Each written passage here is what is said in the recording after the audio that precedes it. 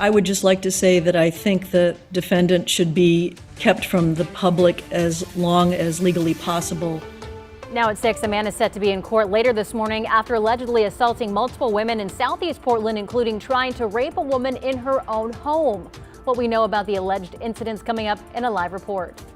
And several roads across our area are still closed this morning after heavy rains last week. How long PBOT says it will take to repair the roads and what areas you'll need to avoid still ahead. Plus, it's almost time for spring break at Oaks Park, and this year they are offering season passes. How much the passes cost and why your height will affect the price. Coming up as your news at sunrise starts right now.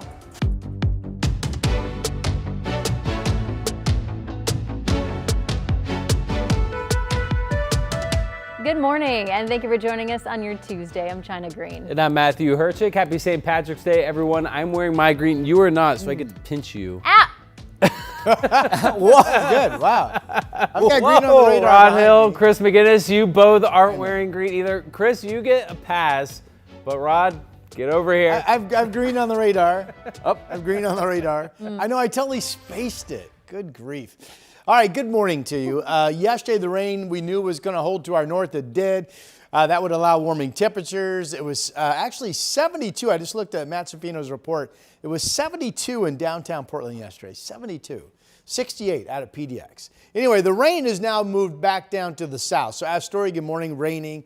Longview, you've got some showers around the area. And the southern edge of this not expected to move much today. So Portland's going to be right on the fence in terms of getting clipped with some of this rain at times or simply staying dry. You get south of Portland, I don't think there's any rain chance. So a completely dry day expected of you folks in Salem. Good morning to you. Providence Park live camera for you. Plenty of city light. Well, hold on. I got my maps mixed up. Here's the one I wanted to show you. So your planner for today. Temperatures at the coldest will be in the 40s during the day. We'll be 55 degrees at 11, 60 at 2, and then 63 at 5 p.m. What I really wanted to show you here is the sunup time, 7:19, and the sundown at 7:19. So this is our 12 and 12 day. Spring equinox local time is this Friday morning for us. And I think it's either 7:46 or 7:56, but before 8. All right, here comes Chris. Woohoo, celebrate. All right, let's get you out the door. Quick look at the drive. Dry roads obviously help. There's your drive out of Clark County. That's I-5 up near SR 500. Traffic zipping along just fine there, as it is over on the west side. This is out near Murray Boulevard on Highway 26. That still looks good. And I-5 at the 217 interchange. There's your northbound commute and the ramp up to 217 north. Again, we are rolling along at a speed limit clip. So far, guys, no freeway trouble out there just yet.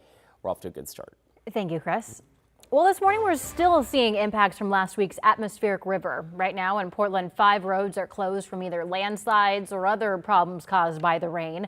This right here is Northwest Cornell in the Forest Park area where a sinkhole opened up underneath the pavement. Now, it might not look like much from this view, but transportation officials say it's 2 to 3 truck lengths of space under the road. Right now, Cornell is closed from Northwest Thompson to Skyline Boulevard, and that could last at least a few days. In Southwest Portland, there's a landslide at Southwest 45th Drive between Garden Home Road and Taylor's Ferry. Crews cleared debris, but officials are warning about a crack in the hillside that moved last week and could move again. And then another slide near the OHSU campus has Southwest Fairmont closed at Markham Hill. The road is shut down, and PBOT says it will likely take the longest to fix. Our car was pretty much submerged up above the seats, so that was a little spooky. We're hearing more this morning from those who were at a Claskanite RV park when flooding sparked evacuations over the weekend. Last week's heavy rain left about a foot of standing water in the River's Edge RV resort and campsite. The owner says he's faced quite a hit to business as some future campers have canceled out of concern. We did over $20,000 worth of cancellations in one day, and that's just, it's just we're going backwards again. The owner says they spent Sunday cleaning up and the lot is nearly back to normal. The aggressive, gleeful display that he showed when he attacked me yesterday was horrifying. Well, that was one of the alleged victims of multiple assaults in Southeast Portland addressing the court yesterday. Police say they all happened within a short period of time, and the suspect is now in jail. A warning, the details of the story are disturbing. Devin Haskins is live at the Multnomah County Courthouse with more on this case. Devin. Well, detectives say there are 4, maybe 5 victims that he allegedly assaulted Sunday morning after police say he told them that he had just smoked meth. Portland police say 43-year-old Judson Defer allegedly groped 2 women out walking, inappropriately touched a woman inside a church, and cornered and attempted to rape a mother inside her own home. According to court documents, the woman inside the house was alone with her 2 young children when the man walked in and grabbed her, forcing her into another room. Then, documents describe how she tried to fight him off, but the suspect allegedly pushed her down and attempted to remove her clothes. And that's when she asked the suspect if she could put her baby in her crib, which gave her time to barricade herself and her children inside another room as the suspect ran away. Now, when police arrived, a group of more than a dozen people pointed the suspect out to officers. Fortunately, she was able to create some distance between her and the suspect, and at that point, the suspect fled. I think the good thing is, people are always watching out here because we are a tight-knit community, so when we do see stuff, we report it. The suspect faces attempted rape and kidnapping charges and is expected back in court a little later this morning for a preventative detention hearing. Back to you. Devin Haskins reporting live this morning. Thank you, Devin. Meantime, Portland police are investigating reports of a stabbing in Old Town last night. It happened around 8 o'clock near Southwest 8th and Flanders in the North Park blocks. Neighbors say they saw the victim being loaded into an ambulance. They also report seeing 1 person in custody. We've asked police for more information, but so far they haven't confirmed any details on the case. In the Dalles, police are trying to figure out who's behind a string of at least 10 tire slashings downtown. Investigators say the victims were parked on 2nd and 3rd Streets at the time of the slashings around 2 a.m. Monday morning. They're now asking any residents or businesses who might have surveillance video of the suspect to please reach out. New this morning, for the first time ever, Oaks Park is offering season passes to the general public. The new passes are available in 2 categories. Passes for people who are 4 feet and taller are about $140 and offer 10% off food and beverages and gift shop purchases.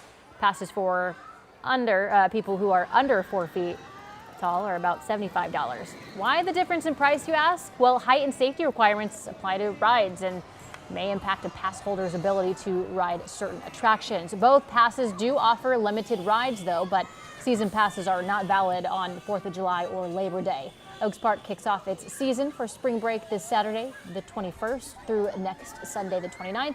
More details, head to oakspark.com. 6:07, time to get back over to Rod for a look at the forecast. Rod, you get the cheaper ticket. Yeah. That's the most disappointing story of the morning. I mean, I thought the cutoff would be like 5 foot 4 inches. But it was. We don't make the rules, Rod, all It was right? 4 feet. That does me no good. Sorry. Rats.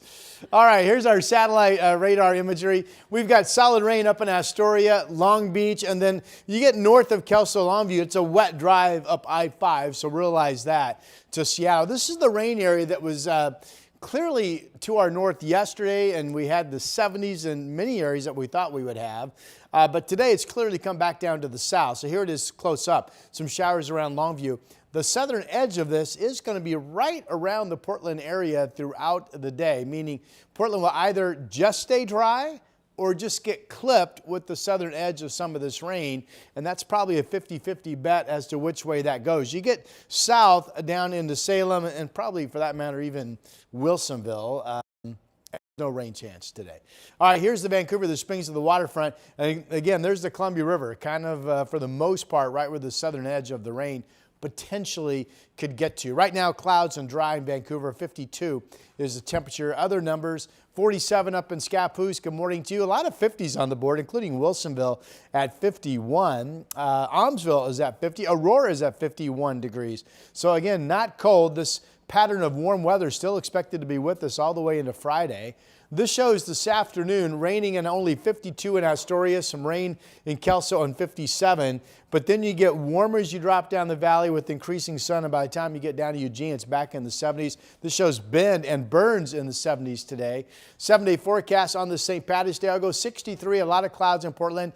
Maybe we get clipped with some of the rain. I think the rain is to our north again tomorrow, 66. Thursday, I'm not sure of, but Friday, we still expect that front to bring increasing rain, and then the weekend looks dry at this point. By the way, it's 7:46 local time for the spring equinox, the beginning of spring, this coming Friday morning. Back to you. Rod, thank you.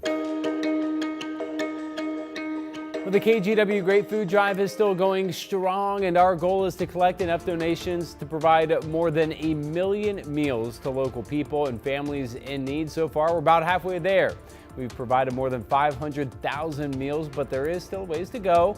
One way that you can give is by giving online at kgw.com/food drive. A $25 donation can provide a week's worth of meals for a family. And all week long, Pacific Foods will match all donations up to the first $5,000. We want to thank local Toyota dealers, Pacific Office Automation, Rivermark Community Credit Union, and Safeway for supporting this year's food drive.